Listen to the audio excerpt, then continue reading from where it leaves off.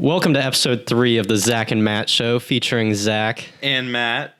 Nice pointing. Thank you. So today we're going to be talking about the polling requirements for the 5th debate that were just announced this week, as well as a bunch of other topics like Yang hired the former 2016 senior advisor to the Bernie Sanders campaign, Tad Devine. He also worked on the 2000 Harry or Gore? That would be Gore. Yeah. In 2000, he worked on the Gore campaign, and then in 2004, he worked on the John Kerry campaign. The John Kerry campaign is actually notable because he was at about 4% or like 6% around this same exact time period, and Tad Devine worked on his campaign, and he ended up winning the nomination. But we're going to talk about that later. We're going to do the polling requirements first. So, Zach, what are the polling requirements? All right, so to qualify for the December debates, the candidates must receive 4% or more of support in at least 4 polls, and this is either national polls or early state polling, and those early states are Iowa, New Hampshire, South Carolina, or Nevada. But here's the twist. There's a twist in these requirements. Twist. Yeah. So if you only get 2 polls of 6% or more in the early states, that again is Iowa, New Hampshire, South Carolina, or Nevada.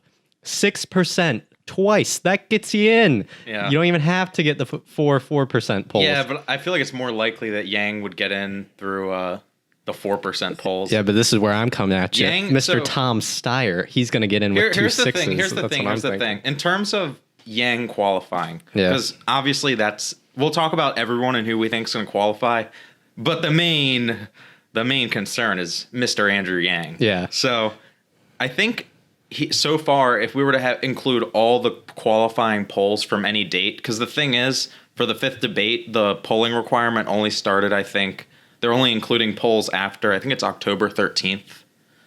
And Andrew Yang, he doesn't have any qualifying polls so far, but he did hit 5% in a CBS poll of New Hampshire before then.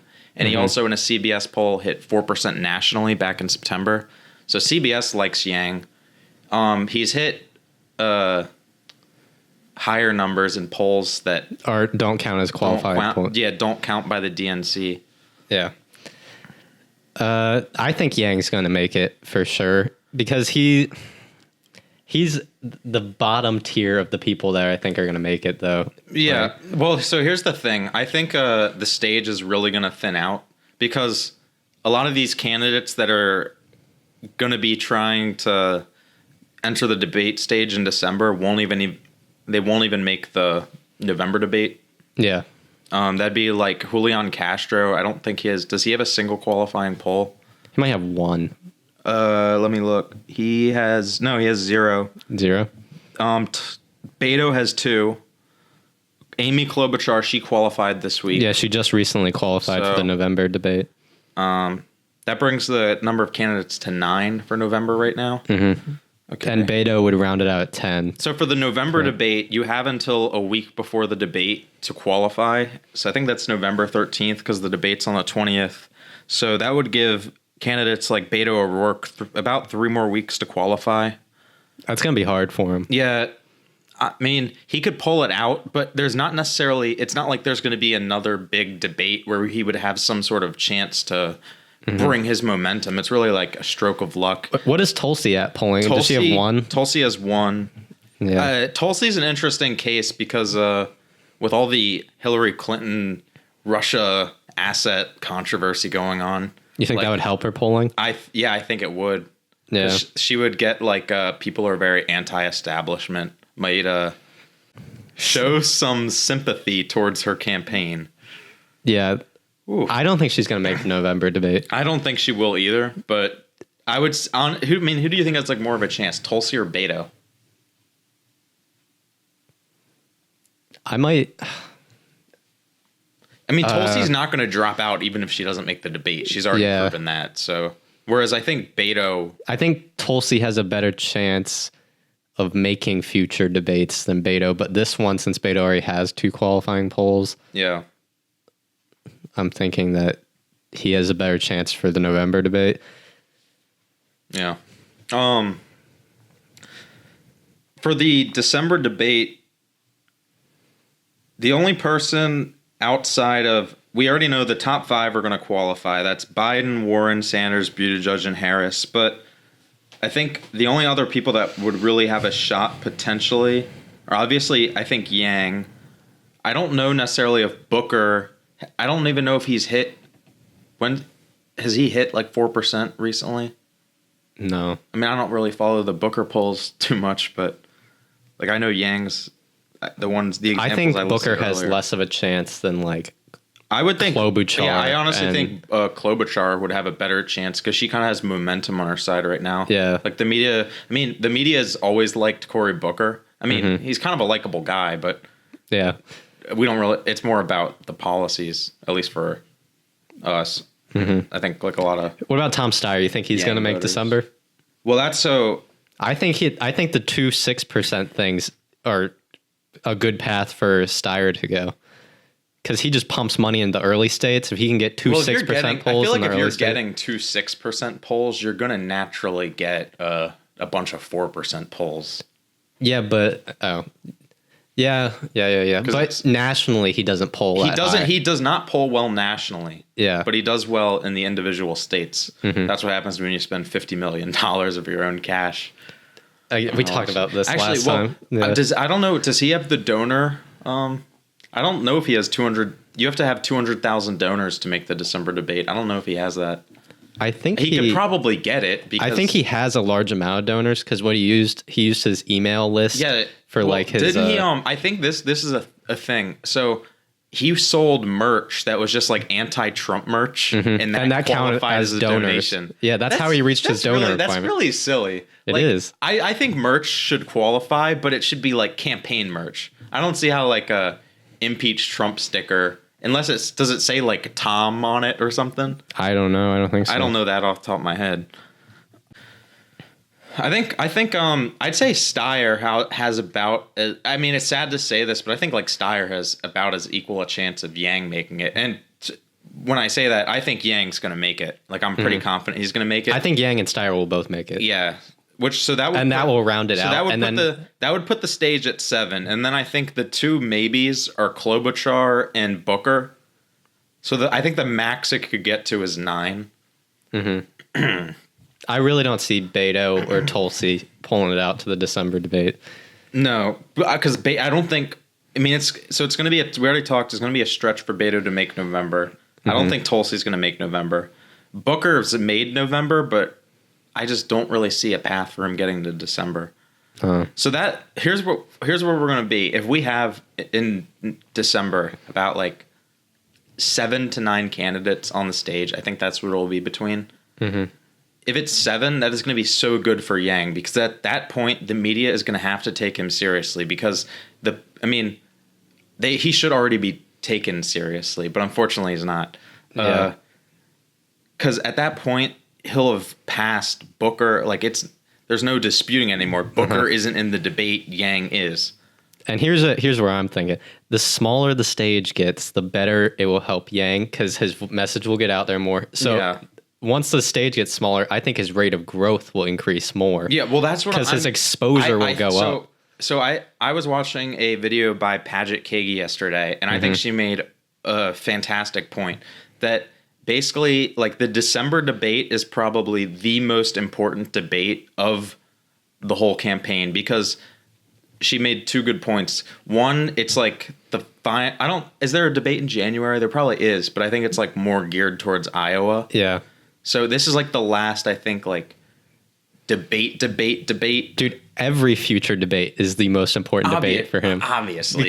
But as it keeps getting smaller, it gets more and more important. But the reason this one, besides the fact that it's just close to Iowa, it's like right around the holidays. It's when people are tuning in. Like the people who aren't really paying attention, they out in New Hampshire, they'll be snowed in. They're like, watching the debates. I mean, I guess, yeah. So, and then at that point, because what you said, the stage is going to be so much lower, he'll just have a chance to really get his message out there. And since we think he has the best message out of everyone, that's all he needs to do. Yeah. I mean, I think his message is gold. I mean, there's definitely some truth to the idea of like the Yang effect. Like first, I mean, it happened to me. When you first told me about Andrew Yang, why don't you explain, how did How'd you find out about Andrew Yang? So I found out about Andrew Yang watching the Joe Rogan podcast. Oh, and as soon as when though, because it's important. it would have been the day it came out. That's right, big Joe Rogan guy. I listen to Joe Rogan a lot. So when I heard that and I saw he was like a presidential candidate, I clicked on it immediately. But then he had me in the first 5 minutes because no, he did because he mentioned universal basic income and that was his platform, and I was like, I have been waiting on a presidential candidate to be running on universal basic income. I didn't know you were that. Ladies and gentlemen, that was supposed to be my core part of my platform when I ran eventually. Oh, yeah. But now Yang's running, so I don't ever have to. Oh. But if he wins. You're taking the Yang route, you're as long as just it gets done, you don't have to be the person that does it. You're just happy. Honestly, he's stolen my entire platform. He didn't steal it. Oh, so now you're... It's not repeat, it's re-Yang. Well, that doesn't work that well. But no, we just both independently came up with very similar. I think neither of you guys came up with it. Yeah. But yeah, so when I remember you were first telling me about Yang. And I was like, Matt, I'm with this Yang guy. I was just like, who the hell is that guy? You're like, he has no chance. And I'm like, but listen to what he says. It's great. I was like, I forget exactly what I said. I'm thinking of my impression. I gotta come up with it right now. No, it's that we were starting to do this YouTube channel or something, and I kept wanting to make Yang-related videos. And you're like, no, dude, he has no chance. We're not going to make videos about him. No. I hadn't really listened to him at that point. My first exposure to him was when we did our 7th video on our channel, because our 6th video on our channel ever, this is back in like March or April, was who are the 2020 Democrats? Yeah, and I kind of went like all out with the Yang gang part of it. And you were like getting like mad at me or making fun of me because I went too hard. I was like the home. I was like, Zach, we're trying to be unbiased here. Yeah. And but we said at the end of the video, like, which candidate do you want to see us do a full, like, who is the full policy to break down an individual candidate? And of course, all the comments were Yang, Yang, Yang, Yang, Yang, and I was like, what the? And then the next video we did was on Andrew Yang, and it ended up being our best video for like the next month. No, it was like way longer. It didn't get past till I think like June or July. Yeah, and that best video was just like 3,000 views. Oh, just 3,000. That was huge for us. That 3,000 was. I was ecstatic over that back in the day. Oh yeah, yeah. It's crazy how boundaries change so quick. Do you want to go more into your Yang transition? Oh, well, basically, I don't actually exactly remember how. I just know that like one day I woke up and was like, holy shit, this guy's awesome. I remember you texting me with like some of his tweets. Yeah. Okay. And you're like, now, you just made me remember. The first thing that attracted me to Yang after first like just completely dismissing him was I noticed that he was the only Democratic candidate that just didn't spend 24/7 just bashing Trump. And like, I don't even care whether you like hate Trump or you love Trump. It's just the fact exactly what Yang says. When we're talking about Trump, we're losing, we're wasting our time. Like, it's a reality TV star as a president, whether you love him or hate him. It's like, it's a Democratic primary. We should be focused on the Democratic issues. So that was what I really liked that. Like, I found that so, refreshing. I think his policy-centered approach to just solving the problems. But at first, I was more skeptical towards UBI than you were. Yeah, you were full-fledged. Well, that's because that's what I liked about him. But then it's it's like exactly what we're talking about. The Yang effect is like real. When I actually heard him explain how it would work, and he explained all the different benefits, I just realized, and just more and more since then, I've realized how genius it is. Yeah. It's just really smart. Speaking of geniuses, since we covered... Kanye West put out a new album. You just wanted to throw that in there? Yeah, Jesus is King came out yesterday. So, do you think Kanye's going to go from Trump to Yang? Actually, he might. Because I heard a rumor. If you want to roll a clip... There will be a time where I will be president of the United States. I'll probably do more interviews when I'm president. 2024 is still a thing? That's the time frame. We're working on. You're working on. We I was listening to a Kanye interview about his new album today. He talked about running for president again. Oh my god. In 2024, that's when he said he's going to do it. Oh. Is he serious? What do you think a Kanye presidency would be like? This is the way I look at it. I don't think he knows that much about policy at all. So I don't think he would actually be a good president by that standard. But as a figurehead, I think he might do all right. Because the left likes him because he's, like an artist and like very pop culturally. But now he's kind of gone super religious. Dude, I love so Kanye. He can get the religious. Like probably in my like top 3 favorite artists. Yeah. But I don't know if he would make a good president, Zach. No, I don't think he would at all because he doesn't know anything about policies. Yeah, I don't even know why we're talking about this. Well, because he might run, dude. He's not gonna run. Dude, in 2024, when we're doing our channel still, we're going to be covering Kanye. Dude, it would be so easy to make like Kanye meme videos. Yeah. Because he's so much. Oh, that'd be so easy. It'd be so easy to meme him up because he's been in the White House like next to Donald Trump. We could just do some cool. Yeah. That's funny. Okay. I think we should talk about something like more serious. Yeah, that's not really a serious topic. No. But wait, have you listened to Jesus is King? I haven't listened to the new album. Maybe we'll listen to it. It's very religious. Let's talk about... where else were we? Let's talk about the strategist that they hired. And I kind of already went over it briefly. Yeah, so what's his name again? Tad Devine, I believe. Taddevine. Yes. I think this is definitely a good hire for Yang's part. He produced the I was reading an article. He produced, I think it was like 295 ads for the Bernie Sanders campaign in 2016, including the one that I'd never even watched till like this week, the Garfunkel ad or something. Yeah, it's like something about like America. Well, modeling the Yang campaign, if it was able to reach 2016 Bernie levels, that would be a success in its own right. Because Bernie created like a mass movement there that was like... Well, that's kind of what Yang's creating. It's just it's at a smaller scale right now. Well, is it in a smaller scale or is it just in its early stages? That's what I mean. Smaller scale by size of people that follow it. Well, like, it's smaller, but is it smaller because... What I'm saying is like it can get to Bernie size. No, yeah, it's still it can. Early. Yeah. So that's kind of what I'm saying. Yeah, I agree. I mean, the only issue right now is just the field is so fractured because there's so many candidates. Do you want to talk about the PAC controversy? I don't know much about the controversy aspect of it. Well, because his platform is to like eliminate PACs, like campaign finance reform. But there is a PAC. But there is a PAC. Yeah. I'll say my personal opinion on it. All right. Well, first of all, with the way the campaign finance laws and stuff work, PACs aren't allowed to have any communication with the campaign. Like they can't coordinate or anything.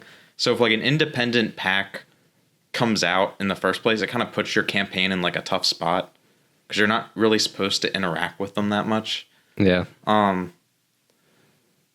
As far as like what I'm saying is I don't know necessarily if there's anything the Yang campaign could do.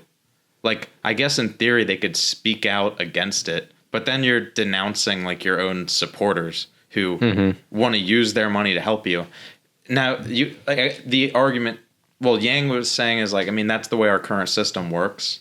So, I mean, the idea is, I think on the Math PAC website, it's like, this PAC's goal is to eliminate PACs, which is kind of self-defeating in a way, but I personally, I think it's a good idea because I want Yang, I also think it's a good idea. I want Yang to win. Yeah. I don't want him to win in a sketchy, twisted way. I agree with eliminating PACs, but I don't think it's necessarily a bad thing for Yang to use one when they're already legal. Especially every other, like, I think Biden, Buttigieg, and all the I mean, you don't want to use like other candidates' behavior as an excuse for your own, but it's like it comes down to the whole thing. It's like at the end of the day, they're separate entities. Yeah, well, just because you use a PAC, it doesn't make you corrupt. I'm pretty sure. Like I saw a Politico article today. Actually, I can pull it up on Reddit.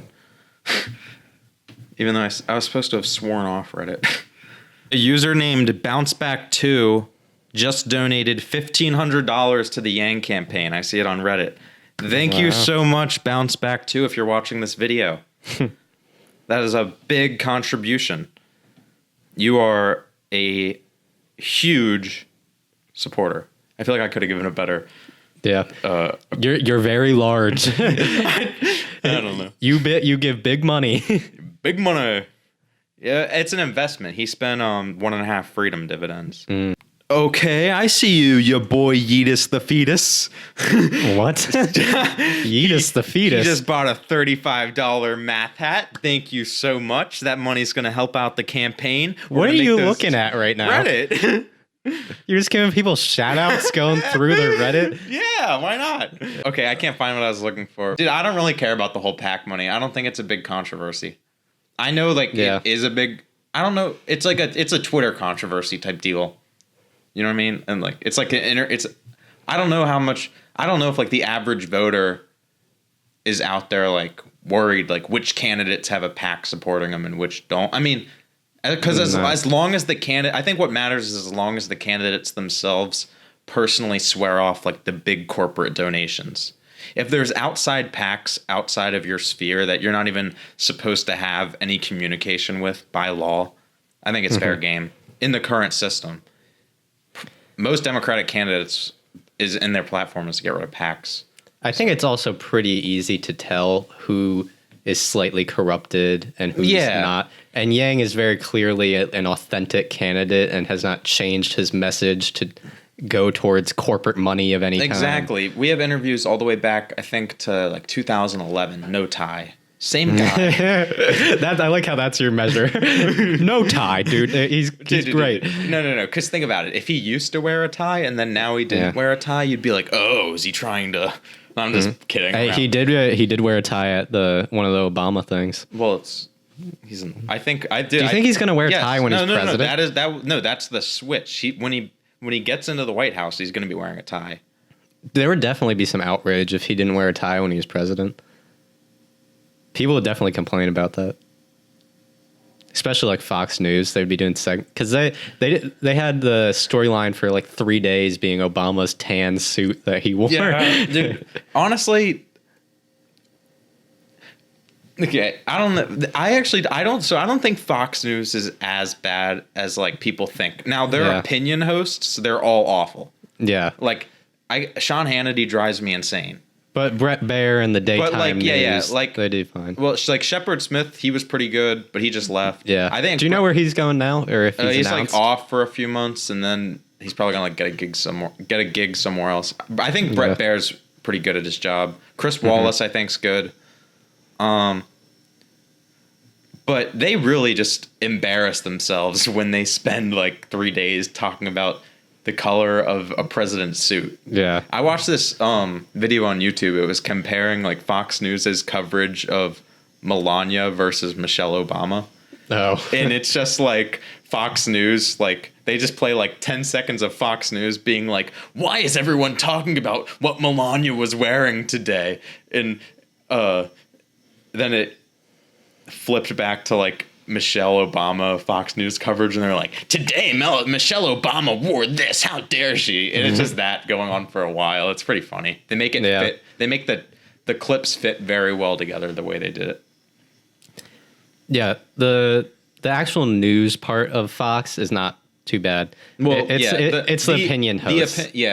I think but honestly for most networks it's the opinion let's break hosts. It down. So it starts off, I think they have their warm-up show, which is the 5 at 5 p.m. And that show sucks. I hate that show. I don't know who I don't know watches if it sucks. I don't like it. I don't ever watch it. I think like if you're someone on like the right, you might like it. I don't watch it enough to know. I find Greg Gutfeld I know you very don't like annoying. Greg Gutfeld. I listened to him on the Ben Shapiro Sunday special, and I was like, oh, this guy seems like smarter than me. I actually listened to that too, and I was like, all right, this is the best version of Greg Gutfeld I've ever heard. No, he came off as like a lot better in that, yeah. I think. I think Greg Gutfeld's fine.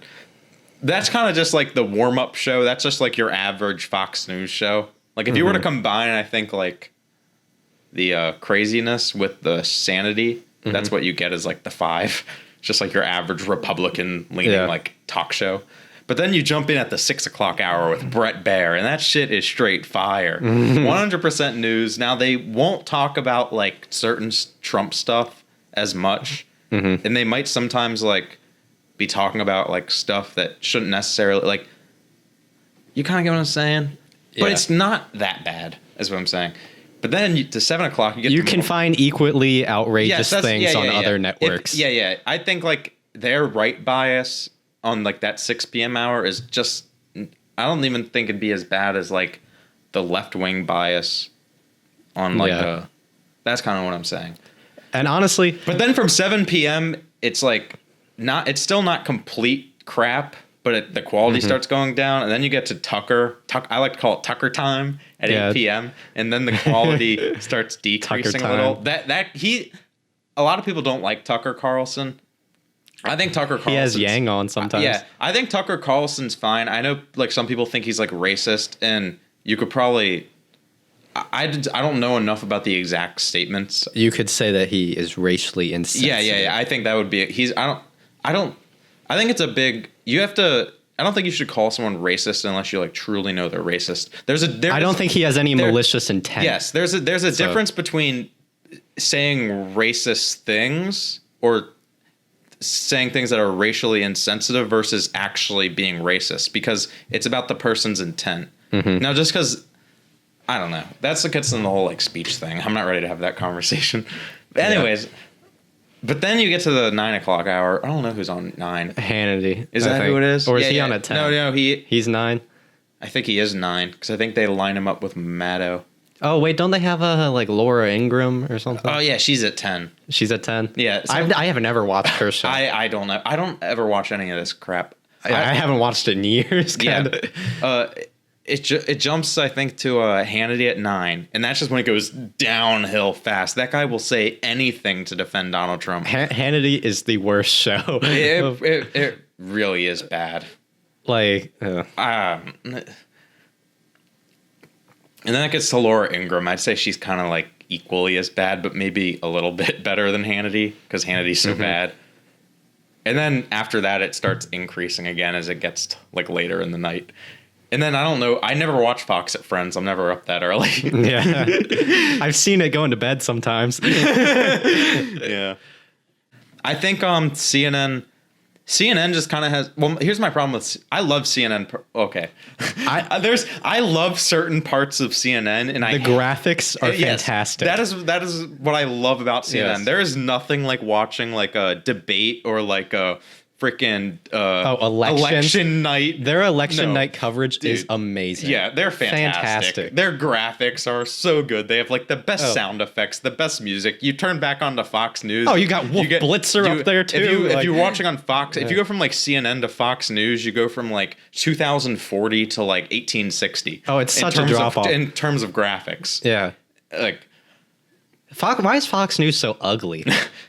They need to like redo their audience. I think it's because their audience skews old, so they just don't worry about it. Like, but yeah, because you don't want too much going on. Yeah, keep it simple. I mean, CNN definitely has the modern approach with it. CNN, but then like the actual here's what I don't like about CNN. I think CNN used to be better like before the Trump era because they used to actually have on a lot of like okay. So my favorite news show is Rising, right? I really like Rising because they have one kind of conservative guy, one kind of not one kind of liberal, one progressive person, and then whenever they do a panel, it's always like one Republican and one Democrat.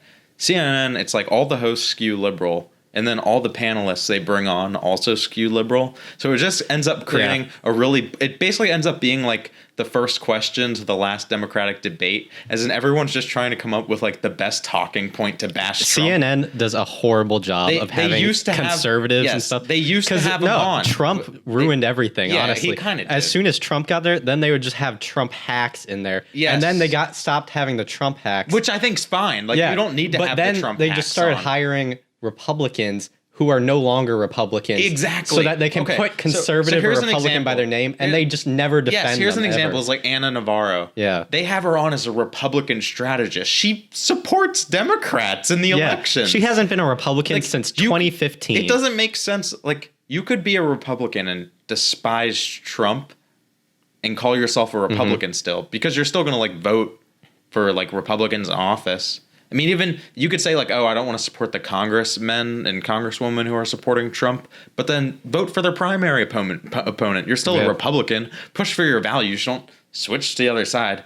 I think so. That just tells me it's like they more did it because they wanted to fit in with the hipster, fit in with the media crew. Bash. I don't know. What do you think of AOC endorsing Bernie Sanders? And I think Ilhan Omar did, and I think Rashida Tlaib did. People put a lot of weight on the whole AOC endorsement. Do you think it actually helps? No, because anyone who likes AOC already likes Bernie, I feel like. But I think there's definitely people who like Bernie, but like are voting for Warren. There was like, did you see? Oh, so you think that it maybe could get a little bit of that Warren people that also like AOC and Bernie? You think that could shift some people to Bernie? I just kind of feel like, how big of an influence can like one congresswoman have? Like, I know she has millions of like followers on Twitter. What I think it is I think it'll just be good for campaigning. If she actually gives speeches and stuff and shows up to events, I think she is that will drive. I think she is a good campaigner. If she campaigns with Bernie, that's where it is. But if she just slaps her name and say I endorse Bernie, then it doesn't do anything. I think if she campaigns with them, and I guess she probably would. Yeah, she said I was listening to an interview with them, and she said that she would be going to a lot of campaign events. Dude, their rally was huge. Like that was what was the numbers? 25,000. Yeah, wasn't that the biggest one so far of the 20? Bigger than all the Trump ones too. Well, no, I think didn't Trump just have like 50,000 people or something in Dallas? Is it? I thought I heard on Secular Talk with Kyle Kalinske that it was. I think it was the biggest of any Dem candidate. Trump. Well, definitely that, but Dallas rally. When do you want to go to a Trump rally? Whenever there's one near here. We're going to wear our Yang gear and set up a table. We'll do half and half. What does that mean? I get you wear a MAGA hat, I wear a math hat. Why would I wear a MAGA hat? You wear. I don't want to wear a MAGA hat. I wear a Trump shirt. You wear a Why Yang would we shirt. wear Trump stuff? So that we fit in better. Oh my god! No! I want to get like shit thrown at us. That make for good TV. If I'm going to a Trump rally, I want to enjoy myself. Well, I think we would enjoy ourselves. Yeah. No, I'm not saying. I think I would.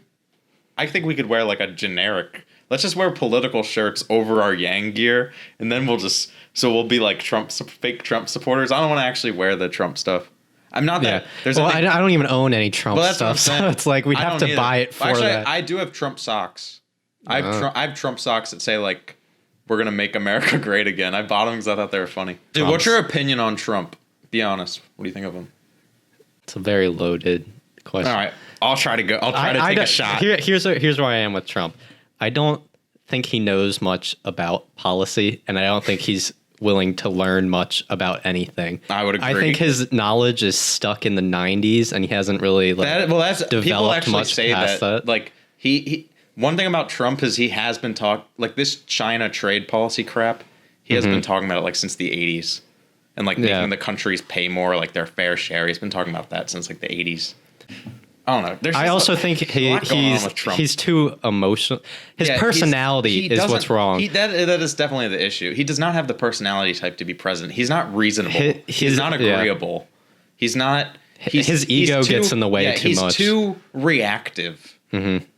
I mean, it's part of what makes him. When I say a good politician, I just mean it in the sense of like whipping voters to vote for him. Mm-hmm. Like, because a lot of people like the just like freewheeling, like authenticity I'm gonna be honest, I like it. I find it very entertaining. I know, but that's kind of the thing. Trump's an entertainment. Trump, to me. I find Trump funny. Like, yeah. I know there's some people like literally like any Trump thing happens that like grinds their ears. And I guess I get that if you like really disagree with his policies, but if you're more towards like the center, I guess the policies aren't quite as bad. Like, I don't want Trump to be president. Mm-hmm. I think the best lens to view Trump is someone who wants other people to like him, kind of. I think, and is trying to play the crowd. I think the biggest I mean, some people will say this is silly because he's like the president, but I think people just take him too seriously. Yeah. When you give him when you freak out when he says something, that I think that's what it like just feeds him. I think he just likes the attention. Mm-hmm. I think he just says crazy crap sometimes just to stir up controversy. Or I don't even know. I don't want to try to see inside Donald Trump's head. Who knows what's going on in there, dude? Did you see the thing that apparently he does cocaine? I'm just kidding. That people think he's on amphetamine. No, I saw that. And Yeah, stuff. that's what I meant to say. I saw something. Someone wrote in a book that Trump used to smoke meth or something. Really? Yes, and I was like, what? That's there's meth. Considering the guy won't even drink or do anything. Yeah. All right, guys. So that was it for the Zach and Matt show. Thank you for watching. Hope you enjoyed. Make sure you come back next Sunday for whatever we talk about. It will probably be.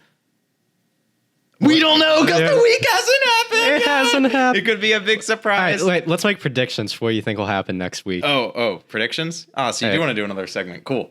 I wanted to do another segment. I never want the podcast to end. If I had it my way, we would just live stream 24/7. Oh, yeah, just the empty set, because I'm not even going to be here. Sometimes it'll be 4 a.m. I can't sleep, and I'm like, I really want to. You know what I could do right now? A podcast. I'm like, I really want to go live right now and just hang out with 10 people. But then I know I'd wake up and be like, what was I doing last night? I'll be like, Matt, why do you have a live stream with 6 strippers and a prostitute? Oh my God. What do you think I do in my spare time? I don't know. So bad. All right. What are our predictions for next week? All right, does it have to be politics related? Or No, it can be anything. Dude, I think Donald Trump is going to tweet something insane on Twitter. That is a very safe bet. Yeah, I know. That's what I want. Happens weekly. Oh, you know something cool that's happening tomorrow? Oh, so this is awesome. So the Washington Nationals are currently playing the Houston Astros in the World Series. And we live 30 minutes from Washington, D.C.